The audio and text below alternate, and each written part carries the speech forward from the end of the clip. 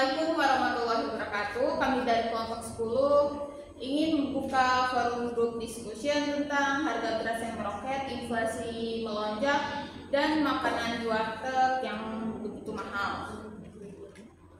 Jadi, Badan Pusat Statistik atau BPS mencatat inflasi bulan Februari 2024 sebesar 0,37%. Angka ini lebih tinggi dibandingkan bulan Januari maupun Februari pada tahun 2023. Pemicu terbesar inflasi tersebut adalah lonjakan harga beras. Hal ini diungkap oleh Deputi Bidang Statistik Produksi M. Habibullah. Kelompok bulanan penyumbang inflasi makanan dan minuman dan tembakau inflasi sebesar 1,00% dan andil inflasi 0,29%. Dengan komoditas penyumbang inflasi adalah pertama ada beras dengan andil 0,21%, cabai merah sebesar 0,9%, telur ayam ras dengan andil inflasi sebesar 0,04%, serta komoditas daging ayam ras dengan andil inflasi 0,02%. Lonjakan harga beras turut memicu kenaikan harga makanan. Sebagai contoh, di warteg alias warung Tegal maupun warung makan lainnya, harga makanan melonjak.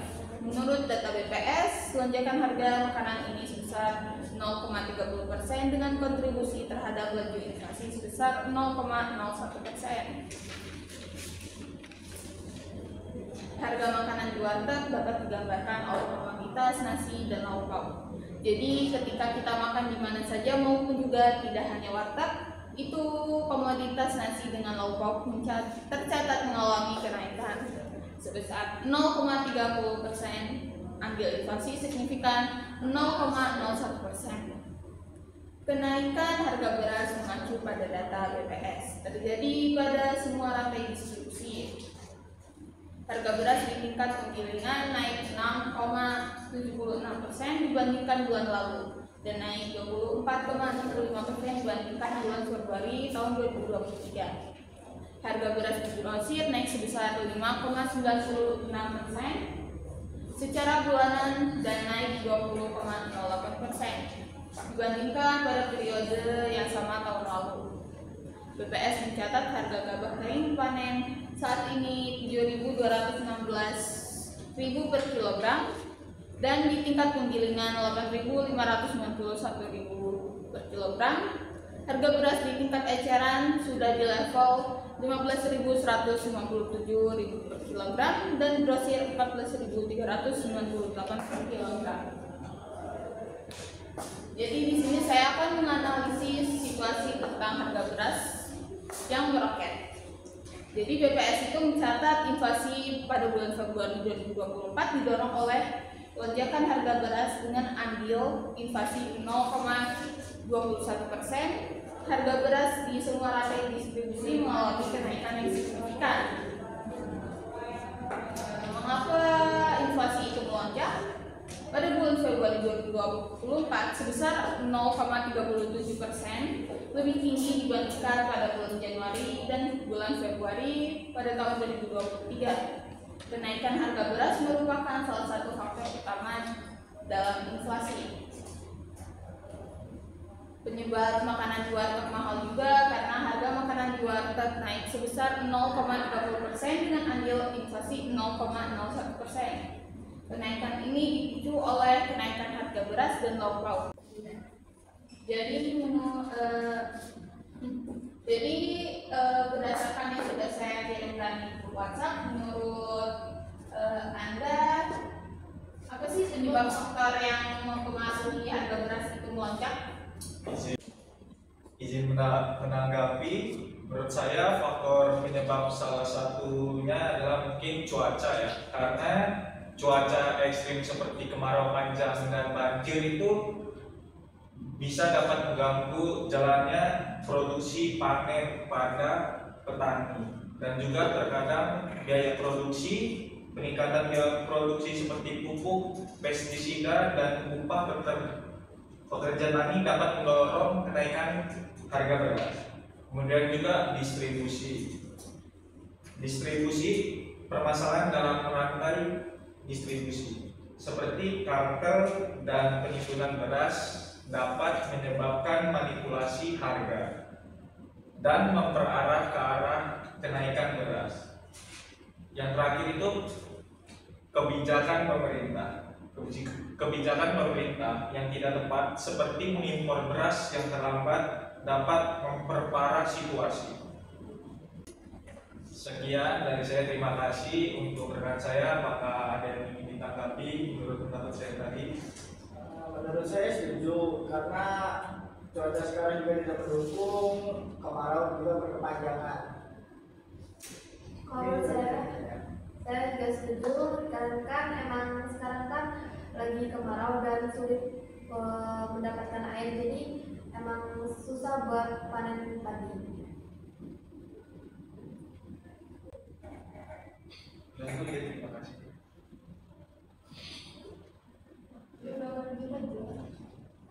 Jadi saya ada pertanyaan. Pada rekan saya, pada kali ini saya ada pertanyaan sedikit kepada kalian. Bagaimana sih peran kalian dalam menjaga stabilitas harga beras?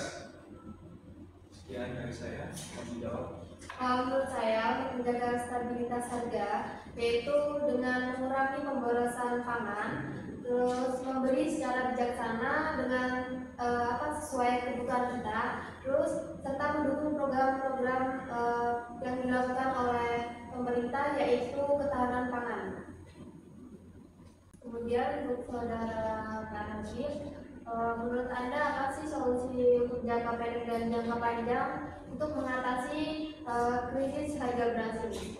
Mungkin saya bisa berpendapat solusi jangka pendek untuk mengatasi krisis harga beras bisa meliputi subsidi beras bagi masyarakat berpenghasilan rendah dan investasi pasar untuk menjaga stabilitas harga. Jangka panjangnya melibatkan investasi dalam peningkatan produktivitas beras, diversifikasi pertanian, dan penguatan ketahanan pangan. Mungkin itu saja yang bisa saya kasih pendapatnya. Ini saya akan bertanya untuk saudari Okta atau saudara Dewan, apa saja langkah konkret yang dapat dilakukan pemerintah untuk mengatasi situasi ini? Izin menjawab. Menurut saya, langkah pemerintah yang harus dilakukan adalah intervensi pasar untuk menstabilkan harga beras, seperti operasi pasar dan subsidi pupuk. Langkah selanjutnya mungkin memperkuat sistem distribusi beras untuk mencegah manipulasi harga. Mungkin yang terakhir mempercepat impor beras jika diperlukan. Sekian dari saya. Ada tambahan, Bu? Dan saya cukup.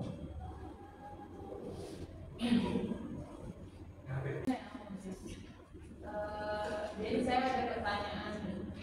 Menurut saudara, bagaimana sih peran dan tanggung jawab pemerintah, petani, dan masyarakat dalam menangani hal ini? Izin menanggapi, pemerintah bertanggung jawab untuk mengimplementasikan kebijakan yang mendukung petani dan menjaga stabilitas harga beras. Petani memiliki peran penting meningkatkan produksi dan kualitas beras, sementara masyarakat berkontribusi dengan mengadopsi pola konsumsi yang berkelanjutan dan mendukung pola sehat. Mungkin itu saja bisa saya tanggapi. Izin menyanggah jawaban dari Kanabil, yaitu peran pemerintah dan tanggung jawabnya, yaitu yang pertama-tama merumuskan kebijakan yang stabil dan berkelanjutan, kemudian menyediakan bantuan dan insentif bagi petani, dan yang ketiga memperkuat pengawasan dan penekanan hukum. Ada yang ingin menyanggah?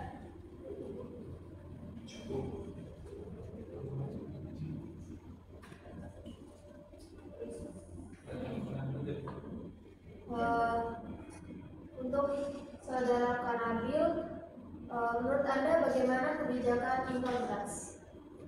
Menurut saya kebijakan impor beras bisa menjadi solusi sementara untuk mengatasi kekurangan pasokan dalam krisis harga beras.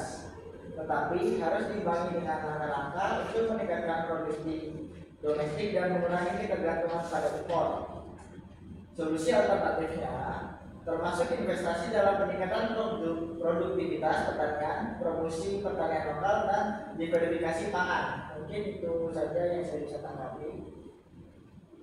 Apakah cukup? Saudara Pak Dekan?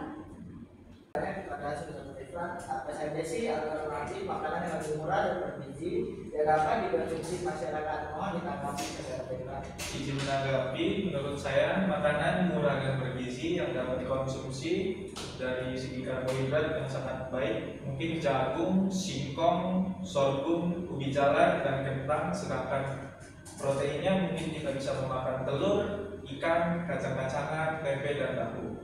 Untuk sayur dan buah sebaiknya sayuran hijau, kacang panjang, kangkung, bayam, buah-buahan lokal. Sekian yang bisa saya jawab. Terima kasih Pak Nabil. Selain itu, mungkin menurut saya dengan promosi gaya hidup dan pola makan yang berkelanjutan itu juga penting untuk menjaga kesehatan dan mengurangi tekanan pada pasokan makan. Itu tadi dari sanggahan saya. Apakah cukup?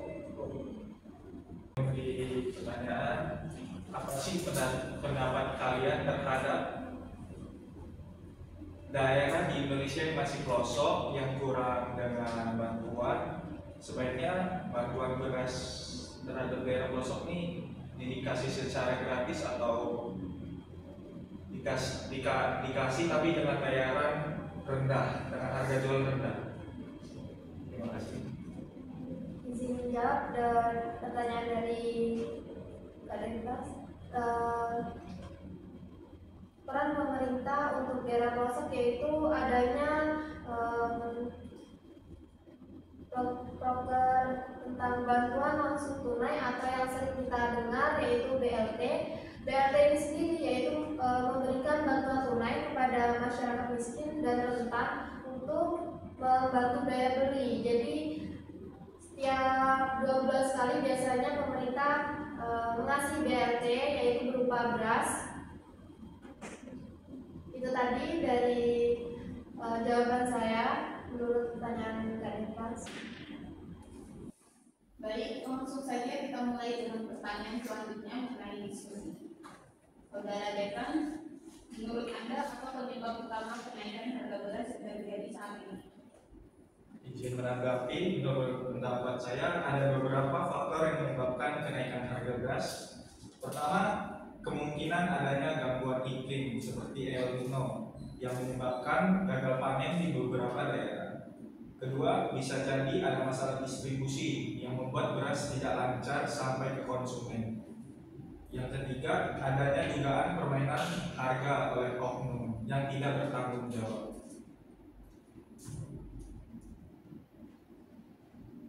Bagaimana tanggapan Anda, Saudara Nabil?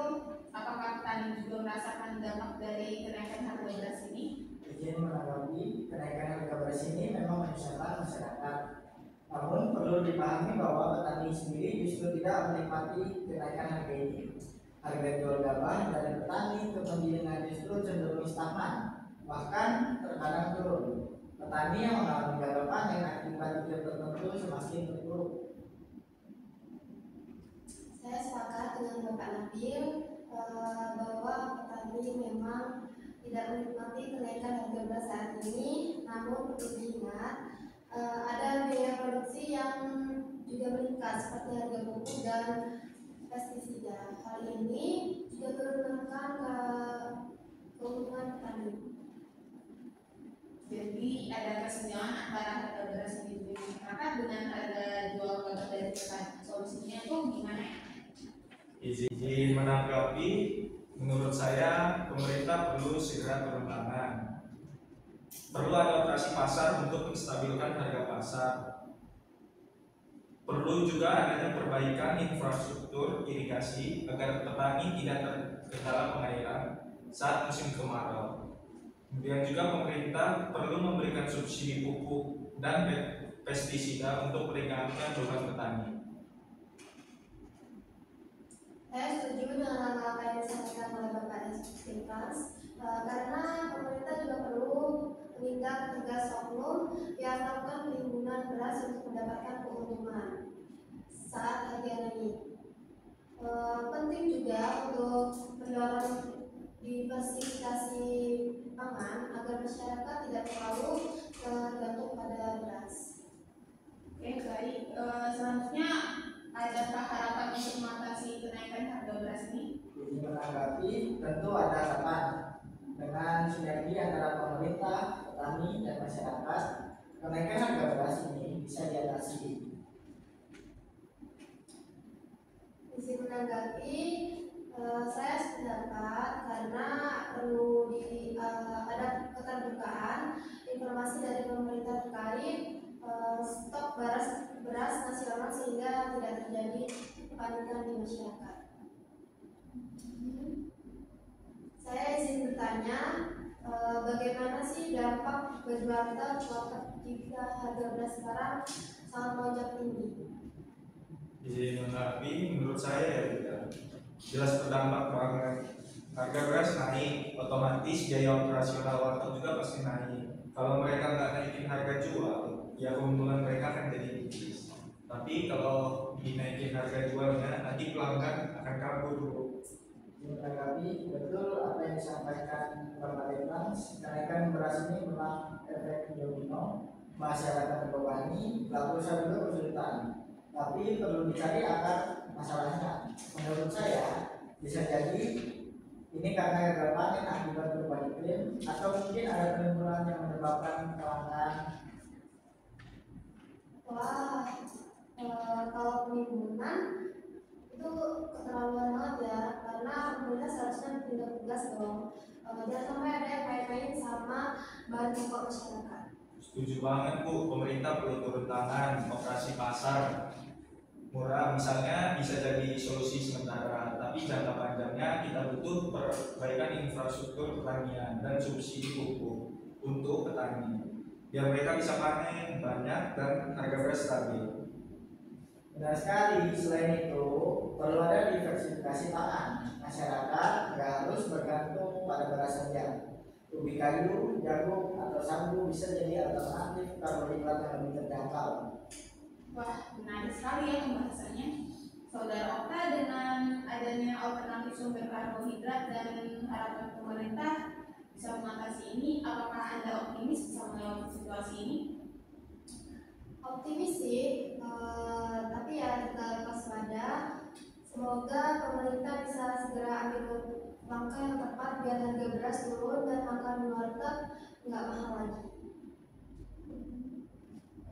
Saudara Nabil, dengan harapan yang sama, adakah kiat yang bisa Anda berikan untuk para pemilik warteg agar bisa bertahan meskipun harga beras dapat naik? Yang penting kreatif dan inovatif.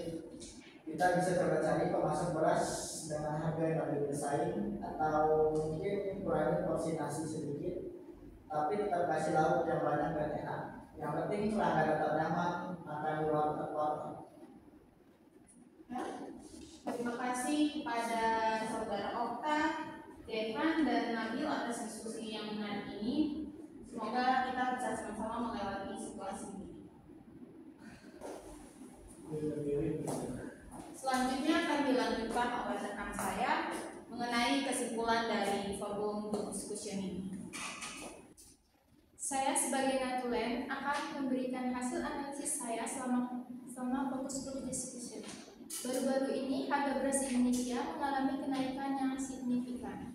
Hal ini menyebabkan inflasi melonjak dan dampak pada berbagai aspek kehidupan masyarakat, termasuk harga makanan di warteg. Sebagai Natulen, saya ingin menyampaikan beberapa catatan terkait permasalahan ini.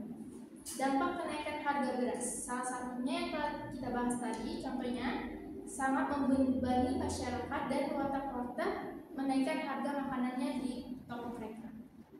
Upaya pemerintah telah melakukan berbagai upaya, namun harga beras masih belum stabil. Hal ini menunjukkan bahwa permasalahan ini kompleks dan membutuhkan solusi yang komprehensif. Selanjutnya, beberapa catatan saya sebagai Natulen. Yang pertama, yang saya tanggap, pemerintahan perlu melakukan langkah-langkah yang lebih konkret dan terukur untuk mengatasi kenaikan beras. Pemerintah perlu meningkatkan koordinasi dengan berbagai pihak terkait, termasuk petani, pedagang, dan distributor. Pemerintahan perlu melakukan edukasi pada masyarakat tentang konsumsi beras yang bijak. Dan selanjutnya, solusi individual. yaitu mengonsumsi beras secara bijak, tidak berlebihan, mencari alternatif sumber karbohidrat, memasak sendiri di rumah untuk menghemat pengeluaran. Pemerintah, pengusaha warteg, dan masyarakat perlu bekerja sama untuk mengatasi permasalahan ini secara komprehensif dan berkelanjutan. Sekian dari saya, terima kasih. Baik, saya tutup forum grup diskusi ini. Sekian dari kelompok kami. Assalamualaikum warahmatullahi wabarakatuh.